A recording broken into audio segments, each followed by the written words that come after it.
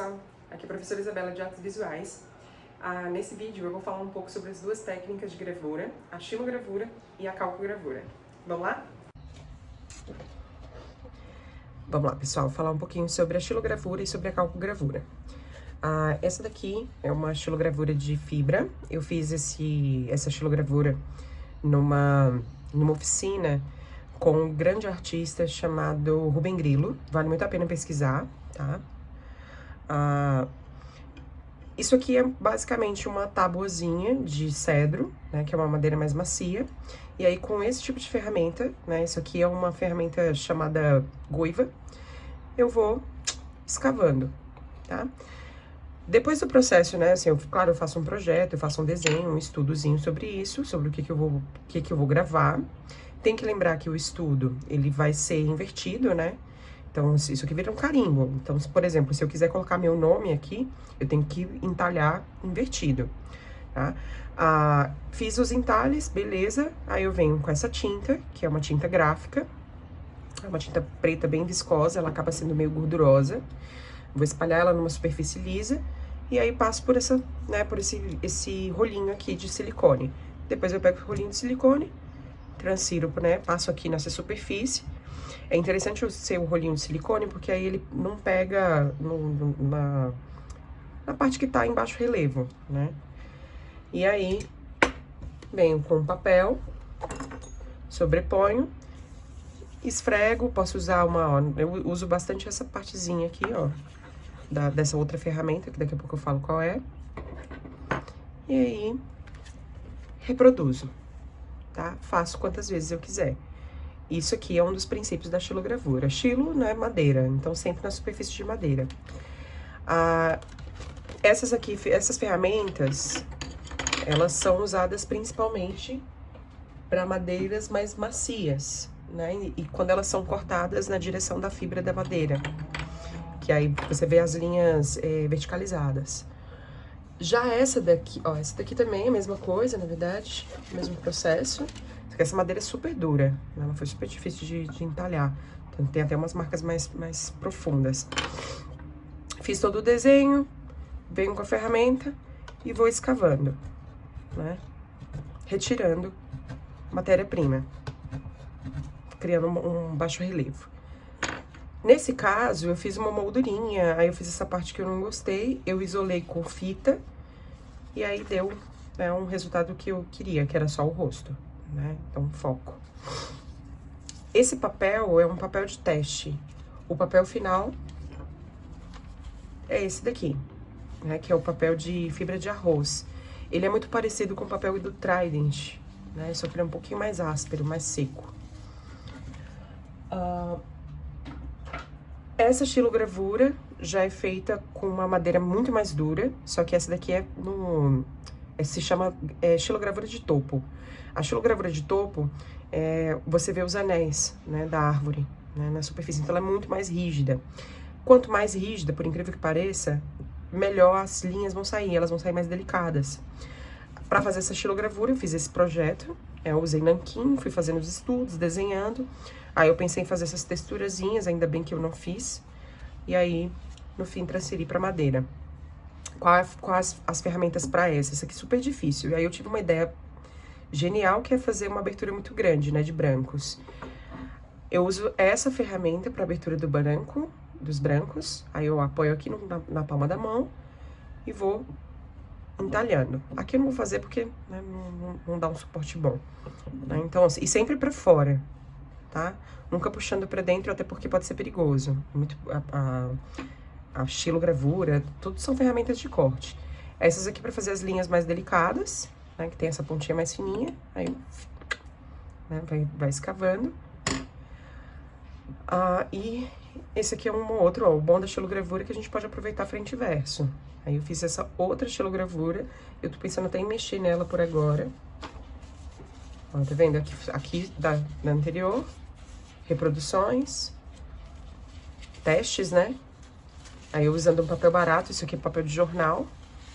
Então ele tá amarelado porque tá muito velho. E esse aqui é o que seria a xilogravura de fato. Olha, tá vendo? Isso é a característica da xilo, você pode fazer várias vezes, né? Então é bem legal. Bom, essa daqui, ó, isso aqui foi a primeira entintagem que eu fiz, que foi um teste. Aí eu vi o que precisava, enfim, mexer, e aí foi mexendo até ficar nesse processo final. Tá? Aí eu assinava aqui na lateral. Existe regra também para as assinaturas, né? Eu mostro em outra gravura para vocês. Bom, essa daqui é um estudo, né? Um corpo feminino. Aí eu fiz o estudo utilizando meio tom, né? Eu faço todo um sombreamento e aí eu vou riscando. A gente tira xerox, que é uma xerox, inclusive. Eu tiro xerox e vou riscando por cima da xerox, né? E aí depois eu fiz a transferência, isso que eu achei muito ruim, eu também vou mexer nessa gravura, tô pensando em mexer por agora.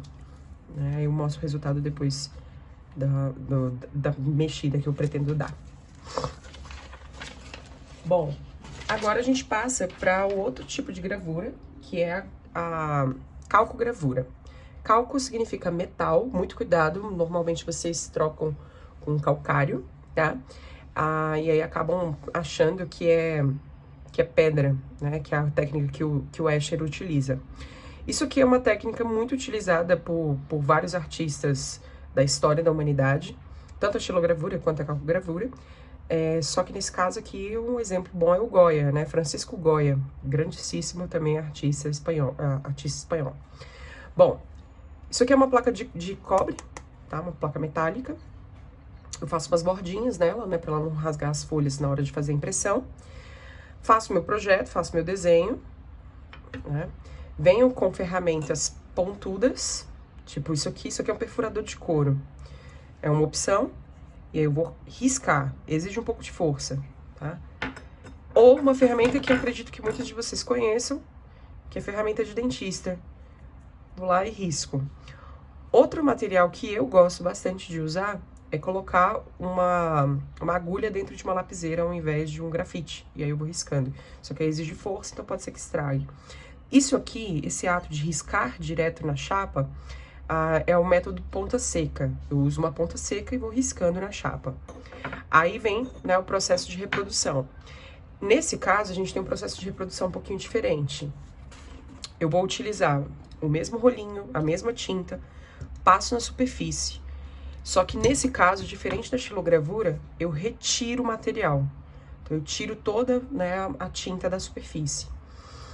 Aí, então, o que aconteceu? A tinta, ela vai entrar exatamente onde eu risquei, tá? Então, a tinta, ela entra nas superfícies que foram riscadas.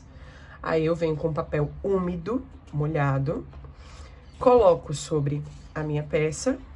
Tem um desenho aqui, porque isso aqui é estudo. Aí, como é estudo, eu pegava papel, qualquer papel. Coloco aqui na superfície, né, da calcogravura e vai passar por uma prensa. Aqui eu preciso prensar esse material. Vai passar por um rolo compressor que vai apertando essa peça. E aí eu tenho a reprodução, tá? Daí na reprodução eu vejo, faltou limpar aqui, não ficou bem limpa. Daí eu vou estudando, né? Vendo, faltou fazer uma gravurinha aqui do outro lado. Eu vou fazer uma marca no joelho. Então eu vou acrescentando, isso aqui são os estudos, tudo meio manchadão. Quando eu pego o jeito da reprodução, aí eu vou para minhas reproduções finais. Isso aqui é uma reprodução final num papel maravilhoso, por sinal.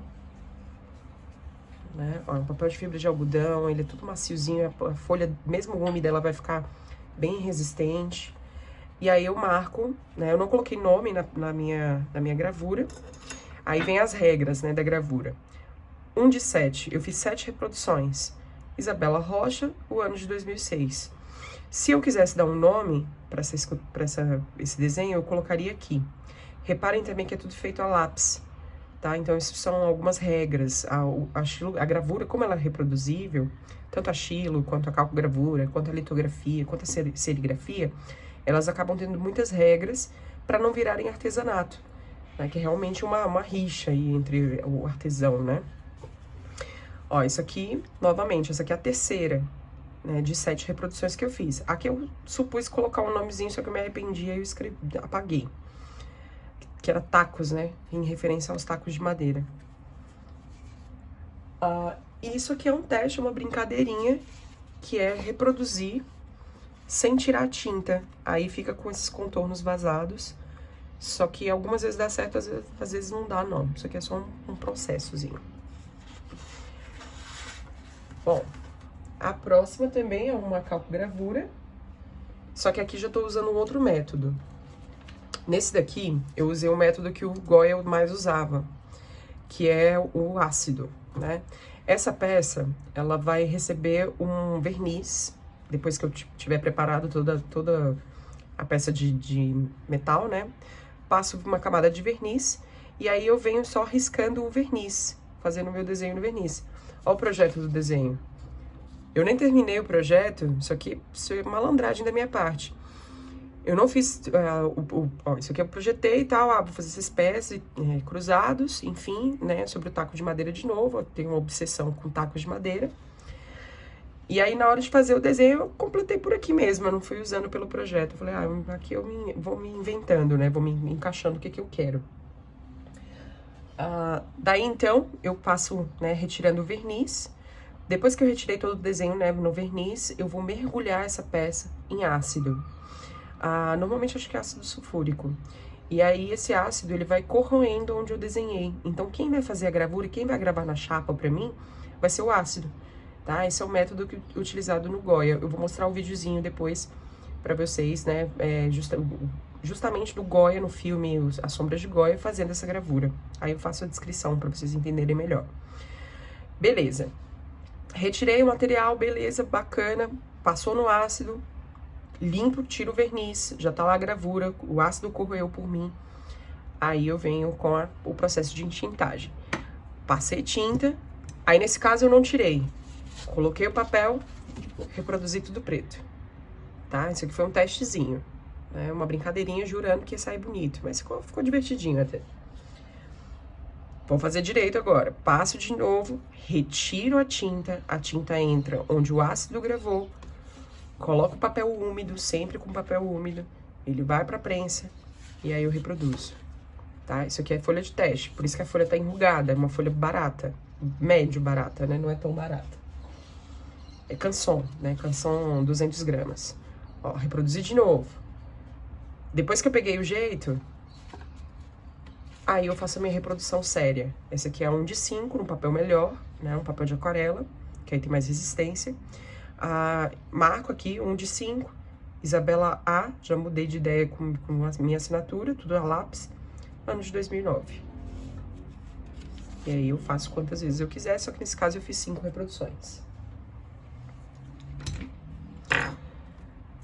Aí a mesma coisa com essa, reproduções parecidas. Também pés, também tacos, a obsessão dos pés e tacos, e também feita com ácido. Reproduções. Quando eu peguei o jeito, essa ficou a reprodução mais elaborada. Aí eu fiz um papelzinho melhor, e aí eu vou reproduzindo quantas vezes eu quiser. Esse é um tipo de gravura que não dá pra fazer em casa, já é mais complexo. E essa daqui, né, aquele método com ácido é chamado de água forte. Chama de água forte por conta do ácido, né? E esse aqui é um água tinta. Eu não tô com a matriz dela, eu não achei, né? A matriz é sempre a peça feita no metal, que não é a obra de arte, gente. A obra de arte é sempre a reprodução. Nesse caso, eu faço como uma aquarela. Então, assim, cada camada dessa é uma passagem em ácido, é uma passagem bem mais trabalhosa, só que dá essa sensação de sombreamento aquarelado. Esse aqui é um processo também que o Goya usava bastante, né? Dá essa sensação mesmo de tinta, né? De uma aguada, né? A técnica é bem bacana. Isso aqui é uma radiologia, né? Uma cena radiografada do cérebro. E é isso.